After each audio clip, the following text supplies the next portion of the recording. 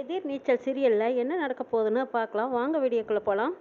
ஜீவானந்தம், பார்கவி 2 பேரும் எப்படிடா தப்பிக்கிறதுன்னு அப்படியே உயிரை கையில் பிடிச்சிக்கிட்டு அங்கே பதறி போய் நிற்கிறாங்க. அப்போ அந்த போலீஸ் கும்பல் வந்துடுறாங்க. அவங்க வந்துடுவாங்கன்னு ஜீவானந்தத்துக்கு ஏற்கனவே தெரியும். போனவங்க திரும்பி வர கண்டிப்பாக வர வாய்ப்பு இருக்குன்னு சொல்லிட்டு பார்கவியை எச்சரிக்கை பண்ணுறாங்க. இந்த பார்கவி, நீ இருக்கிற ட்ரெஸ் எல்லாம் கூட போட்டுரு, அடுத்தது அந்த நகையும் புடவையும் எடுத்து வச்சுக்கோங்கிறாங்க. சரி சார், நான் அதையெல்லாம் எடுத்து வச்சுக்கிட்டேன், ஹேண்ட்பேக்கில் இருக்குங்கிறாங்க. சரி பார்கவி, அதை எடுத்துக்கிட்டு போகலாம் வா அப்படின்னு கூப்பிடுறாங்க. சரி சார், இங்கேருந்து தப்பிச்சிடலாமாங்கிறாங்க. ஆமாம் பார்கவி, இதுக்கப்புறமா நம்ம இந்த இடத்துல இருக்கக்கூடாது, கிளம்பலாம் அப்படின்னு சொன்னதுக்கப்புறமா பார்கவி அந்த ஹேண்ட்பேக் எடுத்துக்கிட்டு கிளம்புறாங்க. அப்போ இந்த கதவை போய் திறக்க போகிறாங்க. இல்லை பார்கவி, இந்த பக்கம் வேண்டாம், அவங்க இதில் தான் வர்றதுக்கு சான்ஸ் அதிகமாக இருக்குது, நம்ம பின்வழியாக போயிடலாங்கிறாங்க. ஜீவானந்தம் சொன்ன மாதிரியே பார்கவி அந்த பேக் எடுத்துக்கிட்டு பின்வழியாக போகிறதுக்குள்ளேயே இந்த பக்கமாக யாரோ வர சத்தம் கேட்குது. இதை கேட்டதும் பார்கவியும் ஜீவானந்தம் உஷாராயிடுறாங்க. சீக்கிரம் போங்கிறாங்க. அப்போ பார்க்கும்போது கரெக்டாக அந்த போலீஸ் கும்பல் உள்ளே நுழைஞ்சிடுறாங்க. இந்த பக்கம் பார்கவியும் ஜீவானந்தமும் அந்த புறம் ஓடி தப்பிச்சு போய்கிட்டு இருக்காங்க. இங்கே எல்லாருமே அந்த ரூம்பை வீடு எல்லாமே சுற்றி பார்க்குறாங்க. இங்கே யாருமே இருந்த மாதிரி தெரியலையே அப்படின்னு சொல்லி போலீஸ் கும்பலே எல்லாரும் அங்கங்கே துப்பாக்கியோட தேடிக்கிட்டு இருக்கும்போது அங்கே ஜீவானந்தம், பார்கவி 2 பேரும் உயிர் கஞ்சி தப்பிச்சு அந்த காட்டுக்குள்ள கரடு முரடான இடத்துல எல்லாம் மேடு பள்ளத்துல எல்லாம் ஓடி ஒளிஞ்சு எப்படியோ தப்பிக்கிறாங்க. பார்கவி, நான் மாட்டிக்கிட்டாலும் பரவாயில்ல, ஆனால் நீ எக்காரணத்தை கொண்டு மாட்டிக்க கூடாது, உன்னை கூடிய சீக்கிரமா தர்சன் கூட சேர்த்த வேண்டியது எங்களோட பொறுப்பு, சீக்கிரமா அப்படின்னு சொல்லிட்டு பார்கவியை பாதுகாப்பா பத்திரமா ஜீவானந்தம் அந்த காட்டு எல்லையை தாண்டி கூட்டிட்டு போயிட்டாங்க. இங்க பார்த்தா ஜனனி கேட்ட கேள்விக்கு குருஜி பதில் சொல்ல முடியாம திணறாங்க. தப்புக்கு தொணப்பானா எனக்கு இதே ஜென்மத்துல தண்டனை தான், ஆனா அந்த தப்புக்கு தொணப்போக என் மனசாட்சி இடம் கொடுக்கல, அதனால நான் உண்மையை சொல்லிடுறேன்னு சொல்லிட்டு குணசேகரன் அவைய மனைவியவே கொல்ல திட்டம் போட்டாரு அப்படின்னு சொல்லிடுறாங்க. குருஜி சொல்லிட்டு அங்கிருந்து பேசாம அமைதியா போய்கிட்டு இருக்கிறத பார்த்த கரிகாலன் கேட்குறாங்க, ஐயோ என்னது இந்த குருஜி இவ்வளவு பணத்தை வாங்கிக்கிட்டு பேசாம அமுக்குனி மாதிரி அமைதியா போய்கிட்டு இருக்காரு அப்படின்னு சொன்னதுக்கப்புறம் அந்த பக்கம் கதிருக்கு கோவம் வந்தது பாஞ்சுக்கிட்டு ஓடி வந்தது. ஐயோ, என்னையா நீ சாமியார், இவ்வளவு காசை கொடுத்து இந்த பூஜையை ஒழுங்கா பண்ணி இந்த கல்யாணத்தை நல்லபடியாக நடத்த குறிப்பின்னு பார்த்தா நீ பாட்டுக்கு பேசாமல் அமைதியாக எந்திரிச்சு போற அப்படின்னு சொல்லி போய் சாரட்டை பிடிக்கிறாங்க. அப்போ குருஜி சொல்கிறாங்க, இதை பார்ப்பா, பாவத்துக்கு துணையாக நான் வந்து நிற்க மாட்டேன், நீங்கள் செஞ்ச நிறைய பாவங்களுக்கு கண்டிப்பாக இந்த ஜென்மத்திலேயே நீங்கள் தண்டனை அனுபவிச்சே ஆகணுங்கிறாங்க. அதெல்லாம் நாங்கள் செஞ்சதுக்கு அனுபவிச்சுக்குவோம், இப்போ நீ வாங்கின காசுக்கு ஒழுங்கு மரியாதையாக வந்து பூஜையை நடத்தி கொடுங்கிறாங்க. கதிர், இது நடத்த முடியாது அப்படின்னு சொல்லிட்டு குருஜி அங்கிருந்து கிளம்ப பார்க்குறாங்க. அப்போது தர்சனுக்கு ஒரு திருநீர் வச்சு விடுறாங்க. அதுக்கப்புறம் தர்சனுக்கு கொஞ்சம் புத்தி நினைவுக்கு திரும்புது. குருஜி அங்கிருந்து நான் கிளம்புறேன்னு சொல்லிட்டு கிளம்பிடுறாரு. இந்த பக்கம் பார்த்தா தர்சன் நினைவு திரும்பி எழுந்திரிச்சு வந்து பார்க்குறாங்க. எல்லாரும் குமுக்கமாக நின்றுட்டு இருக்கிறதா பார்த்ததும் இங்கே என்ன நடக்குதுன்னு கேட்குறாங்க.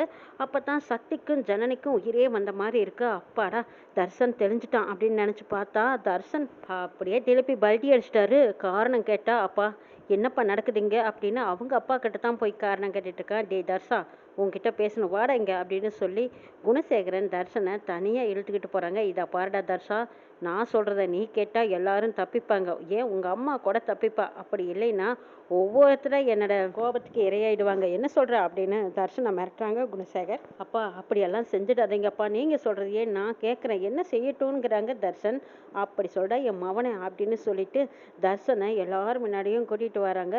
வாடா, வந்து எல்லாத்துக்கிட்டையும் சொல்லுவா, நீ எந்த பொண்ணை கல்யாணம் பண்ணிக்கிற, உங்கள் சித்தப்பன் சித்தி எல்லாரும் நாங்கள் என்னமோ உனக்கு கெடுதல் பண்ணுற மாதிரியும் அவங்க தான் உனக்கு நல்லது பண்ண மாதிரியும் எல்லாத்துக்கிட்டையும் பேசிக்கிட்டு இருக்காங்க. இப்போ நடக்க போகிற பூஜையும் தடுத்து நிறுத்தி அந்த சாமியாரையும் ஓட விட்டுட்டா பாரு இந்த நெட்டக்காட்சி. இவங்கெல்லாம் இங்கே பேசுகிற மாதிரி இருந்தால் நான் சொல்கிறது நடக்கும், நீ இப்போ என்ன சொல்கிற அப்படின்னு குணசேகரன் தர்ஷனை மிரட்டினதும் தர்ஷன் வந்து சொல்கிறாங்க, இதை பாருங்கப்பா, அப்பா என்னால் யாருக்கும் எந்த பாதிப்பும் வேண்டப்பா, எல்லாரும் முன்னாடியும் நான் வந்து நீங்கள் என்ன சொல்லி கொடுக்குறீங்களோ அதே மாதிரி சொல்கிறேன்னு சொல்லிட்டு தர்ஷன் வெளியில் வந்து சபையில் எல்லாருக்கும் முன்னாடியும் சொல்கிறாங்க, இதை பாருங்கள் எல்லாரும் நல்லா கேட்டுக்கங்க, எனக்கு பார்கவி வேண்டான்னு சொல்கிறாங்க. அப்பாடா, என்னடா இது, இப்போ போய் இப்படி பல்ட்டி அடிச்சிட்டானே, இவனுக்காக இங்கே எல்லாரும் இப்படி போராடிட்டு இருக்கோம், அங்கே 2 உசுறு பொழைப்போமா சாவுவோமான்னு 5 ஓடிக்கிட்டு இருக்காங்க, இவன் என்னடானா திடீர்னு நினைவு திரும்பினதும் எனக்கு பார்க்கவே வேண்டான்னு ஒரே வார்த்தையில் ரொம்ப சுலபமாக சொல்கிறானேன்னு ஜனனியும் சக்தியும் ஆடி போய் நிற்கிறாங்க. எனக்கு எல்லாருமே விட்டுருங்க, என்னால் யாருக்கும் எந்த பிரச்சனையும் வேண்டாம், தயவு செய்து நான் சொல்கிறத கேளுங்க, சித்தி சித்தப்பா நீங்கள் எல்லாருமே வெளியில் போங்க அப்படின்னு தர்சன் சொல்கிறாங்க. தர்சன் இந்த மாதிரி சொல்லுவான்னு யாருமே எதிர்பார்க்கல. அப்பா நீங்கள் சொன்ன மாதிரி நீங்கள் எதிர்பார்த்த மாதிரியே நான் அவங்க எல்லாத்தையும் வெளியில் போக சொல்லிட்டேன்ப்பா, அப்பா நான் இது வரைக்கும் நான் செஞ்ச தப்பெல்லாம் போதும்ப்பா என்னை மன்னிச்சிடுங்க அப்படின்னு குணசேகரன் காலில் விழுந்து மன்னிப்பு கேட்குறாங்க தர்ஷன். இதையெல்லாம் பார்த்துட்டு இருந்த ஜனனி அவங்க கண்ணை அவங்களாலேயே நம்ப முடியல. என்னடா இது தர்ஷன் இந்த மாதிரி பண்ணிட்டு இருக்கானே, இவனுக்காகத்தானே நம்ம எல்லாரும் இப்படி போராடிட்டு இருக்கோம் அப்படின்னு பார்த்துட்டு இருந்த ஜனனிக்கு ஒன்றுமே புரியல. இந்த பக்கம் தர்ஷன் எல்லாத்துக்கிட்டையும் மன்னிப்பு கேட்டுட்டு அதுக்கப்புறம் சித்தி சித்தப்பா நீங்கள் 2 பேரும் இப்போ வெளியில் போயே ஆகணுங்கிறாங்க. டே தர்ஷா என்னடா பேச்சு பேசிகிட்டு இருக்க, உனக்கு என்ன நடந்து தெரியுமா, இவ்வளவு நாளாக உனக்கு சாப்பாட்டில் மருந்து கொடுத்து உன்னோட நினைவே இல்லாமல் இருந்துடா அப்படின்னு சொல்கிறாங்க சக்தி. போதும் சித்தப்பா எனக்கு எது நடந்திருந்தாலும் சரி, இனிமேல் எதுவும் நடக்காமல் இருக்கணும்னா நீங்கள் முதல்ல இங்கேருந்து வெளியில் போங்க. நான் அன்புக்கரசியவே கல்யாணம் பண்ணிக்கிறேன், பார்கவியை நான் கல்யாணம் பண்ணிக்க மாட்டேன், பார்கவி எங்கே இருந்தாலும் சரி நல்லா இருக்கட்டும் அப்படின்னு சொல்லிடுறாங்க தர்ஷன். இது கேட்ட ஜனனி சொல்கிறாங்க, இதை பார் தர்ஷா அவங்க பேச்செல்லாம் கேட்டுக்கிட்டு நீ இப்படி பேசாத, நாங்கள் இருக்கோம்டா உனக்கு கல்யாணம் பண்ணி வைக்கிறோம். தர்ஷா பார்கவி பாதுகாப்பாக தான் இருக்கான், ஜீவானந்த சார் தான் பார்கவியை பாதுகாப்பாக வச்சிருக்காரு, அவளுக்கு எந்த ஆபத்தும் இல்லைடா, நாங்கள் நினச்ச மாதிரியே உனக்கும் பார்கவிக்கும் கல்யாணம் பண்ணி வைக்கிறோம், நீ தைரியமா துணிச்சலா எங்களோட வாங்குறாங்க ஜனனி. அப்படியெல்லாம் நான் வர முடியாது சித்தி சித்தப்பா, தயவுசெய்து நீங்கள் 2 பேரும் மண்டபத்திலேருந்து கிளம்புறீங்களா, அப்போ தான் நான் நிம்மதியாக இருப்பேன்னு சொல்லிடுறாங்க தர்ஷன். இதை கேட்ட ஜனனி சக்தி 2 பேருக்கும் தூக்கி வாரி போடுறது. இந்த பக்கம் நந்தினி ரேணுகா போச்சுடா, இவ்வளவு நாளாக நாம் இவனுக்காக இப்படிப்பட்ட கஷ்டமெல்லாம் ஒரே நிமிஷத்தில் வீட்டுக்குள்ளே கூட்டிகிட்டு போய் மாற்றிட்டாரே அப்படிங்கிறாங்க ரேணுகா. அதான் அந்த சாமியார் சொன்னாரே எது எந்த நேரத்தில் எப்படி தலைகளாக மாறுதுன்னு, அதுவும் இவங்களுக்கு விதியும் மதியும் 2ஐயும் சேர்த்து மாற்றுறதுக்கு இவங்களுக்கு தானே கைவந்த கலையாச்சே. இவங்க நினச்சா 9 நவக்கோளையும் திருப்பி போடுவாங்க, பூமியை கூட திசை திருப்பி விடுவாங்கக்கா. அப்படித்தான் இப்போ தர்ஷனை திசை திருப்பி விட்டுட்டாங்க. இவ்வளவு நாளாக நினைவே இல்லாதவனை நினைவுக்கு வந்ததும் உடனே எப்படி மாற்றி போட்டாரு பாருங்க. இந்த பொண்ணு வேண்டவே வேண்டான்னு சொல்லி இவன் ஆரம்பித்த கதை தான் இப்போ இன்ன வரைக்கும் ஓடிக்கிட்டு இருக்கு. எல்லாரும் உயிரை கையில் பிடிச்சிக்கிட்டு இவனுக்காக நாம் இவ்வளோ பாடுபட்டு இருக்கோம். ஆனால் ஒரே நிமிஷத்தில் எல்லாத்தையும் மண்டபத்தை விட்டு வெளியே போட சொல்லிட்டானுங்கிறாங்க நந்தினியும் ரேணுகாவும் பேசிக்கிறாங்க. இவனை நம்பி களத்தில் இறங்குறது பெரிய தப்பாக போச்சுங்கிறாங்க ரேணுகா. அக்கா நம்மெல்லாம் கூட பரவாயில்ல, பாவம் அந்த ஜீவானந்த சாரு அந்த பார்கவியை கூட்டிகிட்டு எங்கெல்லாம் உயிரை கையில் பிடிச்சி அலைஞ்சிக்கிட்டு இருக்காரோ, சாவா வாழ்வான்னு தெரியாமல் இந்த 2 பேர்த்தையும் சேர்த்து வைக்கிறக்காக நம்ம எத்தனை பேர் என்ன பாடுபட்டு இருக்கோம். ஆனால் இவன் பாருங்களேன், ஒருத்த வார்த்தையில் ஒரு ஆண் பிள்ளை இப்படி ஒரு தோல்விதான் மிஞ்சும்னு நினச்சி பேசிகிட்டு இருக்கானே, இவனுக்கு என்னக்கா பண்ணுறதுங்கிறாங்க நந்தினி. இவனையெல்லாம் திருத்தவே முடியாது. ஆனால் ஈஸ்வரி அக்காவுக்கு நடந்ததெல்லாம் தெரிஞ்சு இப்படி மாற்றி பேசிகிட்டு இருக்கானே, இவனுக்கு கொஞ்சமாச்சு அறிவு இருந்தால் ஈஸ்வரி அக்காவை காப்பாற்றணும், ஏன் இப்படி பண்ணினீங்கன்னு துணிஞ்சு நிற்கணும். அதை விட்டுட்டு இவளுக்கு கொடுத்த மந்திர மயக்க மருந்தில் என்னத்தை தான் மாற்றி வச்சாளுகளோ தெரியல, புத்தி மட்டும் மாறல, இப்போ அவனே மாறிட்டான். இந்த அன்புக்கரசியையும் பிடிக்கிற மாதிரி பண்ணிட்டாளுக போல இருக்கு. அதான் அன்புக்கரசியவே கல்யாணம் பண்ணிக்கிறேன்னு வேற சொல்கிறான் அப்படின்னு இவங்க 2 பேரும் பேசிட்டு இருக்கும்போது தர்ஷனும் அதே முடிவை தான் சொல்கிறேன், நான் அன்புக்கரசியவே கல்யாணம் பண்ணிக்கிறேன், எனக்கு அவளே என் வாழ்க்கைக்கு போதுங்கிறாங்க. இதா பாருடா சக்தி, என் பையனே சொல்லிட்டான், இதுக்கப்புறமும் உனக்கு இங்கே என்ன வேலை, ஒழுங்கா மரியாதையாக உன் பொண்டாட்டியை கூட்டிகிட்டு உன் அண்ணிமார்களையும் கூட்டிகிட்டு வெளியில் போங்கிறாங்க. ஜனனி முடியாது, நான் இங்கே தான் இருப்பேங்கிறாங்க. தர்ஷன் உங்கள் அப்பா என்ன சொன்னாலும் சரிடா, என்ன நடந்தாலும் சரி உன் கூட நாங்கள் எல்லாரும் இருக்கோடாங்கிறாங்க ஜனனி. இல்லை எனக்கு வேண்டவே வேண்டாம் அப்படின்னு பெரிய சத்தம் கொடுக்குறாங்க தர்ஷன். பார்க்கவியா மனசார நான் காதலிச்சிட்டு இப்போ காதலிக்கலைன்னு சொல்லிட்டு திரும்பவும் நான் ரிவர்ஸ் அடிச்சு இவளையே கல்யாணம் பண்ணிக்கிறேன்னு சொல்லும்படி ஆயிப்போச்சு. நான் ஒரு பைத்தியக்காரன், எனக்கு இந்த வாழ்க்கை தான் சரியாக இருக்கும், சரி நீங்கள் எல்லாம் எனக்காக ரொம்ப அக்கறைப்பட வேண்டாம், இங்கேருந்து கிளம்புங்கிறாங்க தர்ஷன். தர்ஷன் குணசேகர்கிட்ட கெஞ்சுறாங்க, அப்பா நான் அன்புக்கரசி கழுத்துலேயே தாலி கட்டுறேன்ப்பா, இவங்க எல்லாத்தையும் நான் அனுப்பிச்சிடுறேன், எனக்காக ஒன்று செய்யுங்கப்பான்னு கெஞ்சி கேட்கும்போது குணசேகர், என்னப்பா சொல்லு, உனக்காக எதுவும் செய்ய நான் தயாராக இருக்கேன், என்ன செய்யணும், இந்த கல்யாணத்தில் ஏதாவது புதுசாக வித்தியாசமாக கொண்டு வரணுமா சொல்லு செய்கிறேங்கிறாங்க. அதெல்லாம் ஒன்றும் வேண்டாப்பா, பார்க்கவையும் விட்டுருங்க, அவளை காப்பாற்றிட்டு இருக்கிற ஜீவானந்த சாரையும் விட்டுருங்கப்பா, எங்கள் அம்மா முடியாமல் கிடக்குறாங்களே அவங்களையும் எதுவும் செஞ்சிடாதீங்க, அவங்களையும் விட்டுருங்கப்பா, நீங்கள் நினைக்கிற மாதிரியே இந்த கல்யாணம் நடக்கும்ப்பா, தயவுசெய்து இவங்க அத்தனை பேர்த்தையும் விட்டுருங்கன்னு கெஞ்சி கேட்டுட்டு இருக்காங்க தர்ஷன்.